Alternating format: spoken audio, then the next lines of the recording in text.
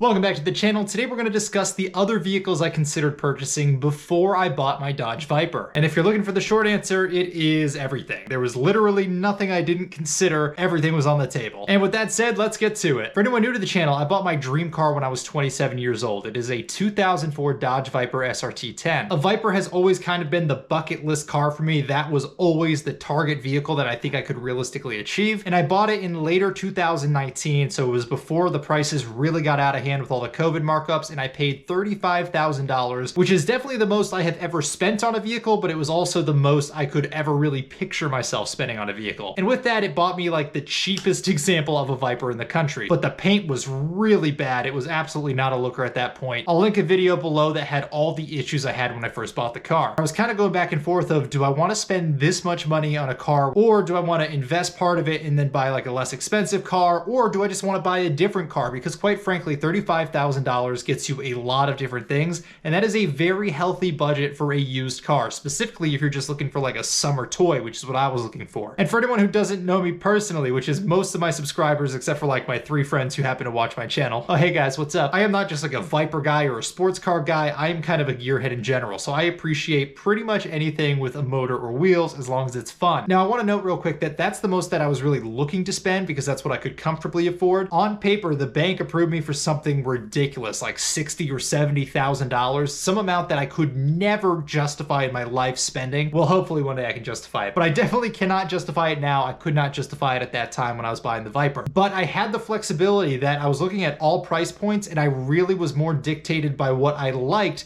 rather than what the price of the car was, which I think was nice. So if I really enjoyed a car, I was willing to spend a little bit more, but I knew what the general price point of a Viper was, so I would have to really like the car to justify paying more for it than I would otherwise pay for my dream car. I am obviously kind of a bargain hunter, and I look at it in terms of like performance per dollar, which is why I like the Mustang so much. It's just so much performance for a very cheap price. For me, going from 400 horsepower to under 200 horsepower is too much of a step back, and I'm not quite ready to give up that level of acceleration quite yet. My background's kind of track driving on motorcycles. Those are absolutely terrifying acceleration. I know I'm not going to get that in a car, but because of that, it's really ruined car acceleration for me, so I think acceleration is a little more important to me than it probably should be. Like I said, $35,000 was kind of the top end of what I was willing to spend. That's a lot of money to me, so the long-term reliability cost is a realistic concern. And while this is supposed to be kind of a fun toy, and while I do enjoy the high horsepower aspect, I've done the highly modified car before, and I've done the reliability issues thing before, and it gets to a point that you no longer enjoy driving the car because you know something's gonna break every so often, and then you're gonna spend a month waiting on parts. Then you'll get a few more weeks, then you spend a month waiting on parts. And while it's a little ironic that I voiced this as a concern, considering I bought a car that has very limited parts availability, considering its age and its rarity, I didn't want to put myself in the position where I was constantly fixing the thing and it was just nickel and diming me to death. So for that reason, a lot of these highly modified cars, I kind of ruled them out because I was like, it's not worth the headaches. I've been there, I've done that. And also now, but especially back when I was looking for this, I wanted to get back into road course driving. And if you've ever done any actual track driving, a lot of the tracks up here in the Northeast at least have sound decibel limits, so it can't be too loud. The highly modified cars just quite frankly cannot stand up to that much track abuse for that prolonged period of time. For the same reason, I didn't want to go into a lot of the supercharged vehicles from the factory. The problem with all of those is they are very prone to overheating on the track, but they do make some great horsepower numbers and they are very cool cars. And also for anyone new to the channel, I had a really bad head and neck injury in late 2017, and even now, more than 4 years later, I'm still recovering from that and my neck is still pretty screwed up. So it's prevented me from doing a lot of like track driving and stuff like that I used to enjoy. The motorcycle is just too physical for me. It's too much on my neck and on my head. So the car is kind of the intermediate stepping stone for me to get back into doing this. The fact is that I'm not really going to be doing 30 or 40 or 50 track days a year. I'm really going to be doing probably about 5. I think the trackability is a necessity at the 5 days per year, but I think the street drivability is more important. So that said, my physical ability has declined a lot. So I know I'm not going to be setting any track records, and I know I don't have the budget and the pockets deep enough to build the fastest version of a car that's ever existed. So off the bat for me, I wanted more of a fun experience than necessarily the fastest experience possible, even though I think speed was still a factor in my decision making. This also brings up another point. I'm not really a convertible guy. The Gen 3 Vipers were only made in a convertible until 2006, so I didn't really have a choice but to get a Viper in a convertible. But especially for track cars, most associations require you to have some sort of rollover protection, which course means I would have to get a roll bar installed. The Viper is one of the only cars that has a factory-approved rollover system that a lot of the organizations I run with are okay with running. The Corvettes, the Mustangs, including the GT500s, a lot of those, the rollover system does not have a factory approval rating that is okay for track use in the convertibles. So I kind of get the convertible thing now. I didn't really get it before I bought this car, so convertibles were also kind of off the list as well. I've done the front wheel drive thing in the past. I had my fun with it, but for a performance car that's like a fun toy car, I want rear wheel drive, but I will also take an all wheel drive car. Front wheel drive for me just isn't as fun. I don't find it as engaging. I think the handling characteristics are just not what I enjoy. I also prefer to have a manual transmission. I am definitely a manual snob, and I know it's slower. I know most automatics are faster, especially some of the new dual clutches and PDK transmissions. I know that I cannot beat those at the track. I know they will consistently go faster to 60. They will consistently put down better lap times. I know that, but like I said, that is not the only thing I care about. I also just want that good driving experience. So for that reason, in order for me to justify not having a manual, which I personally enjoy more, the car would have to overcome the fun that I lose by going to an automatic by being more fun with acceleration or handling or something else. So there are very few cars that I would consider that had an automatic transmission. The practicality and the fuel economy is very nice, and I do complain about that on the Viper. But even when I had my Mustang, I only drove it on days that were sunny and clear weather, and I put less than 3,000 miles on it in a typical year. When you only drive 3,000 miles a year, fuel economy is a lot less of a concern. Even if you have a car that's half the fuel economy, you figure that's a couple $100s a year, maybe, in total fuel cost difference. And you also have to keep in mind that gas was about half the price when I was buying this car, so that was also a factor. So when I say every type of vehicle was on the table, I mean literally everything. So let's start hashing this out.